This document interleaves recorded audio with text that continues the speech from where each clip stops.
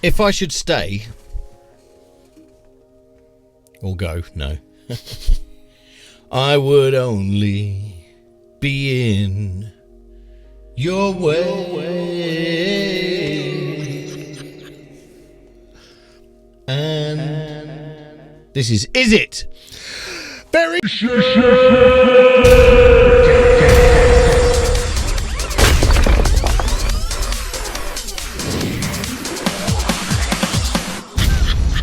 Shame we're not reviewing auto-tune, huh? Yeah, it is, yeah. Well, maybe you could have a little go. I can auto-tune now. Yeah, maybe, There's another little job for you. Yeah. Like we haven't got enough already. Like I haven't got enough on, Yeah. Shall we crack straight on with some stuff? Some stuff. Some stuff, yeah. This is another special episode, so we're going to cover a bunch of stuff. Unless you want to talk about Whitney Houston, Kevin Costner. Do you want to talk about Whitney Houston and Kevin Costner? Well, Whitney Houston, crackhead, died in a bath. Yeah. Went out with that guy who dropped his cocaine on the stage. When Bobby Brown. Bobby Brown. Yep. Everybody's talking all shit. I've just dropped me... I do like Bobby Brown, actually. He did some big tunes. My prerogative was a tune. Loud snare. Loud snare, yep. Whitney Houston, amazing voice. It was a bit sad. I don't mean to... No, she was amazing. I saw that film, the documentary of her... Not documentary, it wasn't. It was a dramatised version of her life. That was pretty sad. Yeah. She was messed around by a lot of people. Yeah. Well, I think with all this Puff Daddy, P. Diddy, Sean Combs stuff coming to light, the sort of lifestyle and goings on within the realms of this sort of music industry at those higher echelons is sort of coming to light. Good. Yeah. It's messy. Yeah. It's I mean, there's so much still to come out. I'm glad we got out of it. Yeah, too right. When we did. Yeah. I mean, those Diddy parties, they were full on. Yeah. I mean, you were so slippy. I know. Just couldn't even shake hands at the end of the day. Couldn't get hold of me. He was lucky, really. He was being chased around by Puffy and he just Thank God. Couldn't get hold of me, yeah. And, that's another whole other story. A whole other story. And Kevin Costner, the tree on Hadrian's Wall that he and... I remember that scene in Prince of Thieves. Robin Hood, yeah. They chopped it down? Yeah. I know. What a... Yeah. Yeah, weird, that.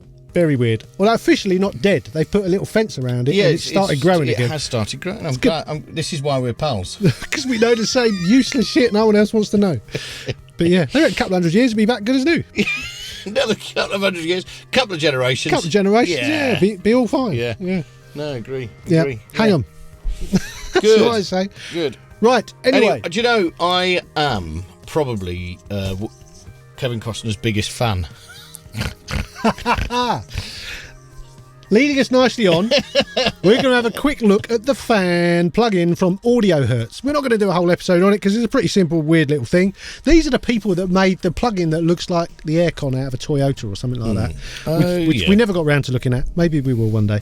But yeah, someone asked us to have a look at this fan thing, and it's the Audio Hertz fan multi-modulator. And very basically, you've got, as you can see on here, you've got vibrato, rotary, tremolo or chorus, and the fan spins at the right speeds that you set the rate at, and then you can set the wave at, which is basically whether it's like a sine wave or whether it's like a square wave kind of thing. You've got different intervals. You can set it to match the host tempo, which I don't see why you wouldn't do that. And then you've got saturation control, which is quite interesting. Saturation control on a random plugin? On a random plugin. No way. Yeah, again. And then there's this fan switch up there, which I think what that's supposed to do is replicate the sound as if, you know when you sing through a fan, have you ever tried that or talked through it? It makes a very weird sound, and I think that's what that does. Anyway, do you know what? It's not ridiculous. It might look it, but I quite liked the sounds I was getting out of it. I'm not sure it's vital, but if you want a bit of a laugh. How much is it? Usual price $49. In the sale $29. Yeah, you know, it's kind of all right. Annoyingly, you get 5 seconds of silence every 60 seconds when you're demoing it, which is a bit annoying, but hey. Do you get the wind noise? No. Well, no, I don't think so. It's more of a modulator, and then that button enables you to get the sound when you run a vocal through it of just singing through a fan, which is... Is it that kind of... It's not far off that. Yeah. A slightly windier version of that. How useful. Yes, kind of that kind of vibe. Yeah. Yes. Anyway. Excellent. There we go. I mean, it looks cool. It does. Not that it would if you were running a session in a nice studio with a producer and an open shed. Anyway, let's now have a look at the results from our limiter blind test we did. This is the bit where I read the comments. It is, yeah. So what we did was we played a track, all of it, not just the drum bus, through some limiters, just to see if people could tell the difference between like a stock plug-in and a cheap one and an expensive one and blah, blah, blah. There were some different ones. Anyway, the ones we tested were the Logic Adaptive Limiter, the Brainworks True Peak Limiter, the PSP Xenon, the FabFilter Pro L2 and the Cornef L1. I use the L1 quite a lot, although it's quite limited. I know that's quite limited. Yeah, being a limiter. Yeah. Anyway, okay. So, Spirella, thanks for the continued fun. I don't know if that's related to the channel or somebody you might know. Who knows? 5 favourite, punchy and transparent. 5 was the Cornef. He guessed the Xeon. Is there one called a Xenon? There is one called a Xenon, yeah, that was number 3. Yeah, okay. 1, not bad. That was the Logic. 2 and 3, a bit harsh and crunchy. So 2 was the True Peak and 3 was the PSP Xenon. 4 sounds like a guitar pedal. That was the FabFilter Pro L2. Wow. Okay. Happy to see the Kive quote from Dan Peters. Nice show. Okay. S Conway V4X. Nice show. Thanks. Welcome. All I could hear was low resonance with number 4 in my headphones, which may be on all of them. That was the FabFilter Pro L2. Okay. Top 5 list of plugins. Number 2. This is John Doe CB5CK. Do you think these real people? I'm assuming they're real people, yeah. Number 2 is doing something different than the others. Well, that's the Brainworks True Peak. I still need my plugins to look familiar, but I'm old. So. Commenting on your own videos, Sean. Barry the Have, 12 days ago, said, I closed my eyes, drew back my foot. Picked number 5 as the favourite multiple times. Wow, that was the Cornef L1. Number 5 was the absolute best. Wow, interesting. Then number 2. That was the BX True Peak. Yeah, there we go. Number 1 is the Cornef. This is J Levi 7923. No, that was the Logic Adaptive Limiter. 2 is the Logic. 2 was the Brainworks True Peak. 3 is the Xenon. 3 is the Xenon. 4 is the Pro L2. It is. 5 is the BX True Peak. Nope, it's the Cornef L1. Evil Blakey says 1 sounds very transparent. That's the Logic. 2 sounds very nice and open in the low end. The kick sounds nice and full. True Peak. 3 kills the low end of the kick. PSP Xenon. God, this guy sounds like he knows what he's talking about. 4 more perceived loudness, maybe just compared to number 3. Kick sounds like it's clipping. FabFilter Pro L2. 5, quite similar to number 1, more open and wide. 2 good words there. Yeah. Then L1. 4. As for which is which, no fucking idea. I love the blind tests. Please keep doing them. We will.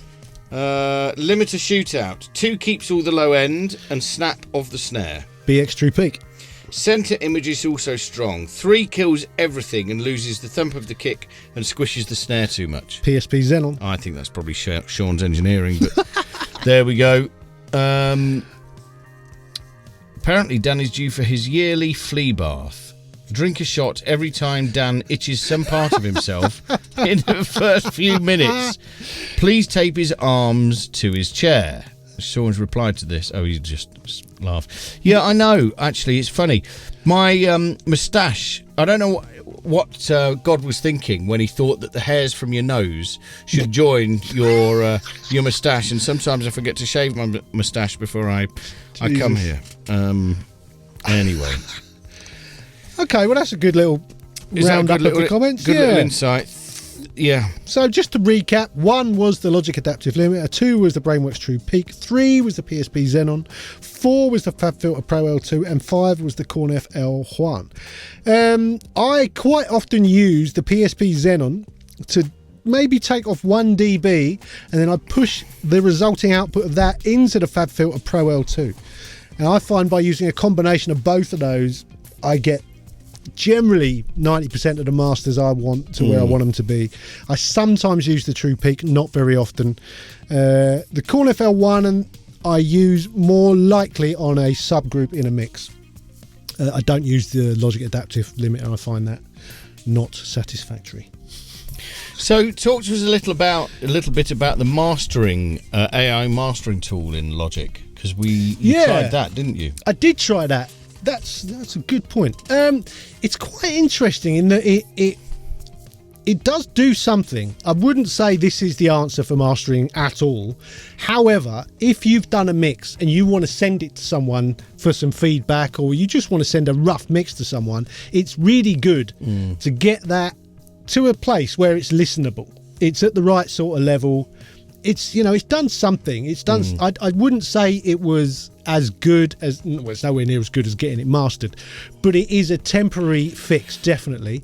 I think the interesting thing about it really is that when I first tried it out, I had my mastering chain. I was working on some masters, and I set this afterwards. So as far as I was concerned, this was done and dusted, finished, ready to go to the client. I then inserted the mastering helper, whatever it's called, after that, and it thought there was more work to do. It still did some stuff. I don't think it made it sound better. I think it tamed it to the point where it sucked a bit of life out of it. I've got to say, I think exactly that. Well, not exactly that, but it's good for me as a bit of a comparison. Yeah. Because if you're doing some mastering and you've got, your output bus or your bounce to stereo, and then you're doing mastering in a separate arranger, it's good to do your mastering and then get that to do the AI stuff and then compare the two. That's where I found it useful. Yeah, it can be good for that kind of thing. And then you think, God, I've just wasted the last 4 hours of my life trying to master this track. I think the other thing to bear in mind with things like that is that they are purely looking at the material. Unlike a human being who is sat there listening to that material being turned back into analog so that it can come out of some speakers and move some air. That's a completely different thing. And none of these automatic mastering things can do that. And that is a very different thing. The way that a master hits speakers and moves those speakers to move the air so that your ear hears them is everything. And if you take all of the dynamics out, it's ruined. If you have too many dynamics in it, it won't work on certain systems. And it's all about judging that. And I don't think any of these automatic mastering things do that very well. Good answer, Sean. It's truth. Good answer. It the truth. I mean, being a mastering engineer, I really don't want these things to be very good. No, but I understand that. I'd be prepared to use them if they were. Yeah. But not quite there yet, I don't think. Okay, so we've got another blind test going. Is that right? This one's kind of funny. I kind of didn't want to do it, but we talked about it last time, so I thought, do you know what? Let's just do it, and you lot can have as much fun with it as I had, laughing while I was doing it. So this is an EQ blind test. So I've taken 5 different EQ plugins, and I've also done a clean version. So there's you're going to hear the same mix again. One of them has got no EQ on it. The other one is going through the Logic standard channel EQ. The other one's going through the Pulsar 8200. The other one's going through the Tone Boosters EQ Pro. The other one's going through the AMEC 250 EQ, and lastly it's going through the TDR Nova. Now I've not used that in dynamic mode, just in regular mode, and what I've done with all of them is the exact same. So I've done a 10 dB shelf at 100 Hertz and a 10 dB shelf at 2 kilohertz. So it's almost just like a big shelf at the top, big shelf at the bottom, left the middle alone. Now some of those EQs, just because of the way that they work and interact, there's almost no dip in the middle. Others, there's a massive dip in the middle. So they sound radically different. It's not going to be like the others where people go, I can't tell the difference. You will 100% hear the difference between all of them. They are all hugely different. But will you know which is which? And do any of the 10K boosts at the top end were really interesting. Were they? Because on some of them, it's like, oh, Jesus, that's horrible. On others, it was like, that's really nice. Interesting. Some are doing harsh, horrible things, some aren't. Anyway, Let's go. So it's either clean. It's got the Logic EQ, the Pulsar 8200, the Tone Boosters EQ Pro, the AMX 250, or the TDR Nova. 10 dB shelves at 100 Hz and 2 kHz. Here we go.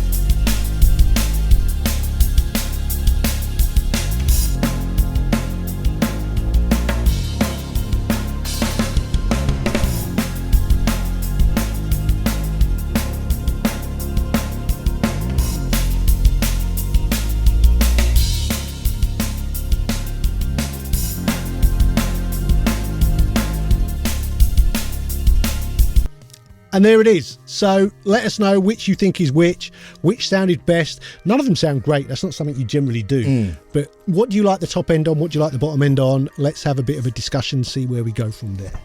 I literally cannot contain my indifference.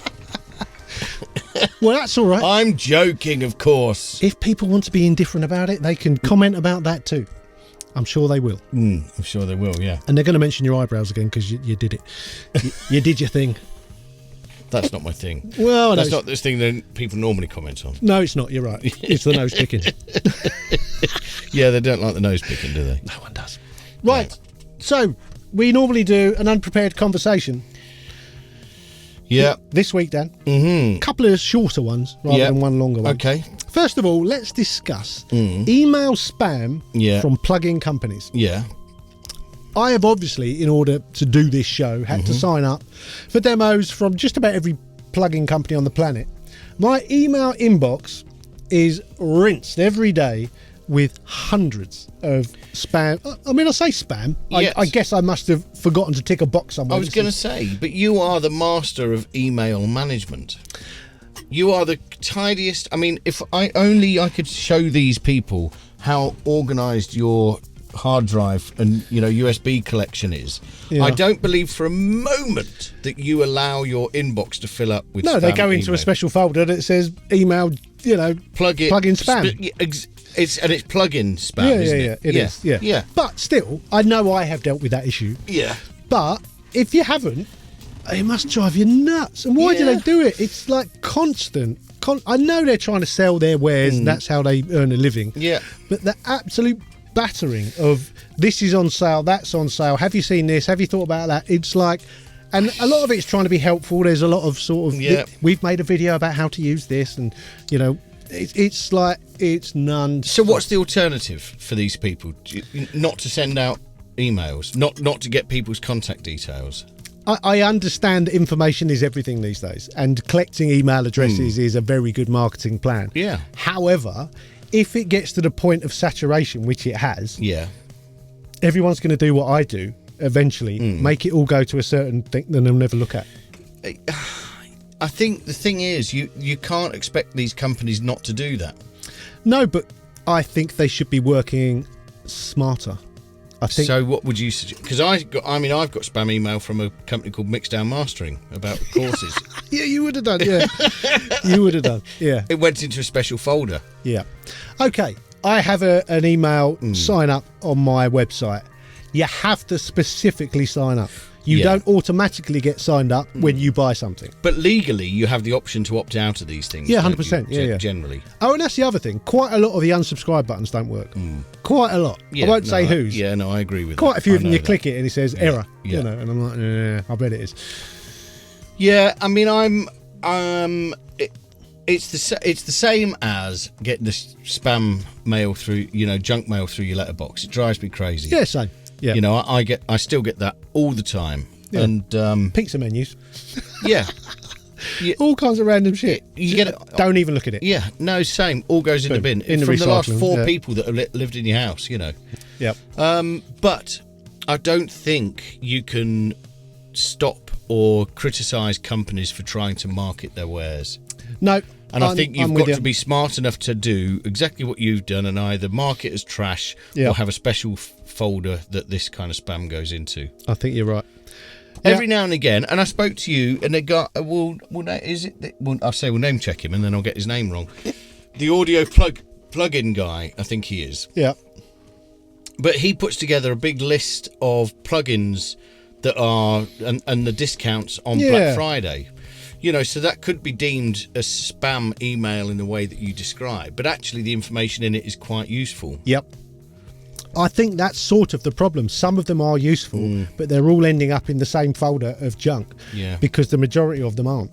Anyway, if you've got any ideas how companies could deal with that situation and stand out and not just go in everyone's Maybe junk. when you download a demo, Yeah. every time you open the plugin, Yep. it could play a video saying, "Hi there, I'm from Audio Plugin Manufacturers. It's a matter Please of try time. our latest plugin." Can you imagine? No.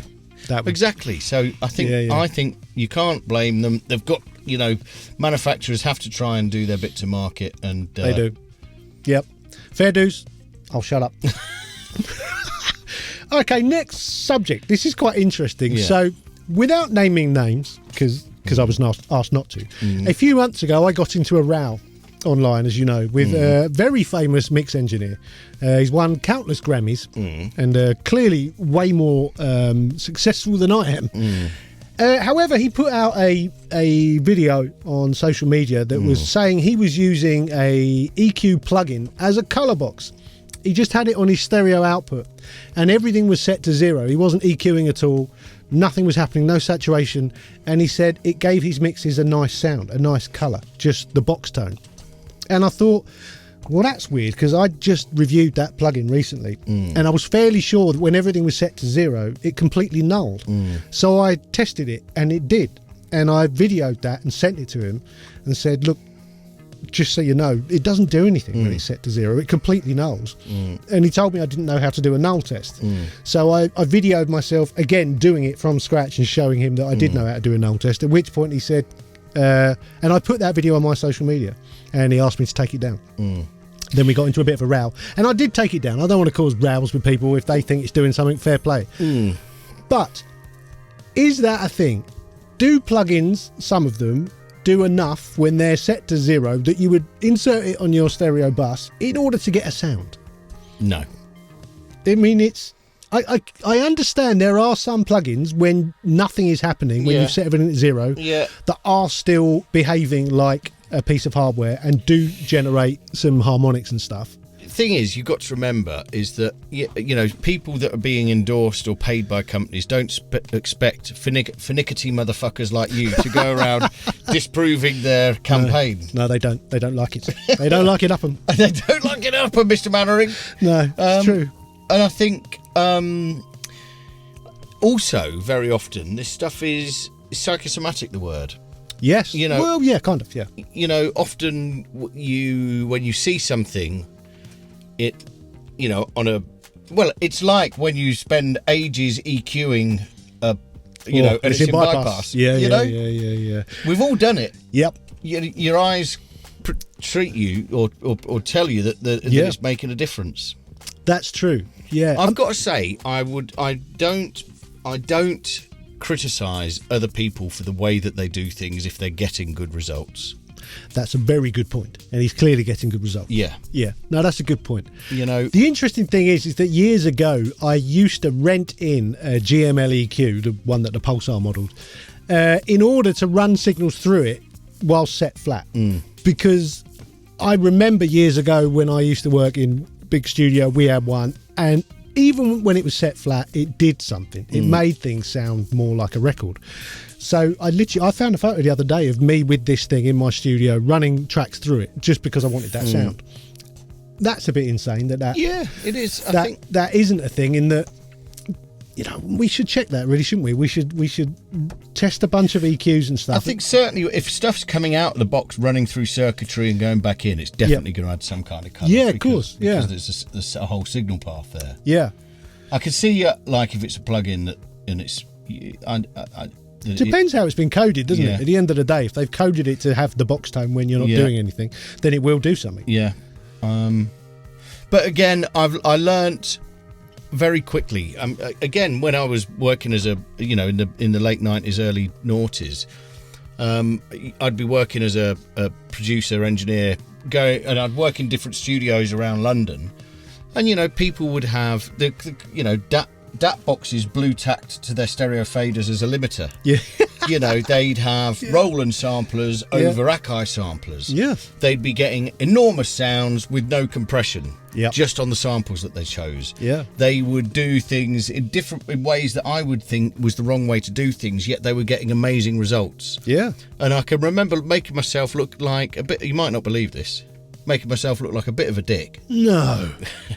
Don't believe that for a second. Because you think, well, this is the way I was taught, so surely what you're doing is wrong. And you learn that that's not the way. That's not the way. No, it works. I think I went through that period of time when I was first working in big studios. What I'd learned in my sort of way to get there, basically working on my own and with other people that didn't know much before I got a job in a studio, and then you start working with other engineers who had a slightly different way of learning, and might have a completely different information to you about how you do things. And I remember a thing for ages. I worked in a studio for a little while that had an old Studio Master desk in, which at the time was like a budget. That was the cheapest desk you could get, that you could run a 16-track tape machine through.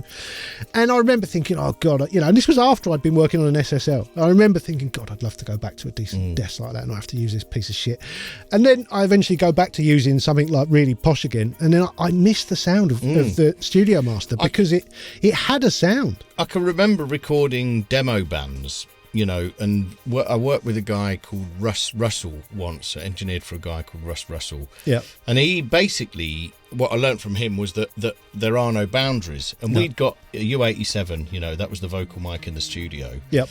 And set DTs, and that was the vocal booth, you know. And he put the singer of this punk band with 2 speakers and an SM58 in the live room to record the vocals. I was like, what the fuck are you doing? You know, but it sounded amazing, of course, because this guy was rocking out with a 58 in the same way that he did on the stage, you know, and in a vocal booth with headphones on, which is the way that you should record vocals. It just didn't work. I had exactly that same experience. I think the first time I started working in nice studios, putting people in booths, separating people off. It was the way things were done at that point. Yeah. And it was quite soulless sometimes. Very hard to get the right vibe. Yeah. Spent ages learning that is the most important thing. The mic really doesn't matter that much. That's it. You know, you can sing down a 58 as long as the person's got in the zone. It's the performance you're trying to capture, 100%. not the sound necessarily. 100%. Yeah. So there you go. That's my. There's our input on. What was it? What was the Well, question? we were talking what was about the question again. Originally, we were talking about the idea of using a plug-in as a colour box, you know, and rather than sort of sculpting things with it, just running stuff through it. I don't think there's a wrong way of doing anything. No, there isn't. But get in the comments and tell us what, you know, if you've got any secret plugins that you stick on your master that you think just make things sound better. You don't. What you do. That you don't have any settings on. That you just use. Just run it through. It. Be really interesting to know. Anyway, I think that's it. Yeah, good stuff. Like the video. That would be cool. Maybe subscribe to the channel or become a channel member, or both. Yep. Check out our top 5 plugins. They change intermittently. Sometimes we go through them in the special episodes. We haven't done that today. Well, we could just mention what they are. Go on. Gonna have to do it from memory because I didn't write it down. Okay, so the top 5 are: it's the Pulsar 8200. Yeah. Is the PSP Saturator. It's the Kive M5133 EQ. It is the Noise Ash 31102. How many is that? Is that 4? What's the other one? PSP. We've done the PSP. It's it's the Kive Filk Channel Mark II. There you go. That's our. I thought I just pressed stop then. Don't do that to me. Yeah, sorry. There you go, we got it. That's our top 5. It might be changing again soon because there's some plugins we've reviewed recently that have been in my template for a bit. So we'll see. There is also an Instagram, Studio Life 101, a Patreon, a website, some courses to look at, some mastering services by Dr. Vincent here, superstar mastering engineer. But until you book some of that, please... we've done that. Sayonara, suckers! See you later.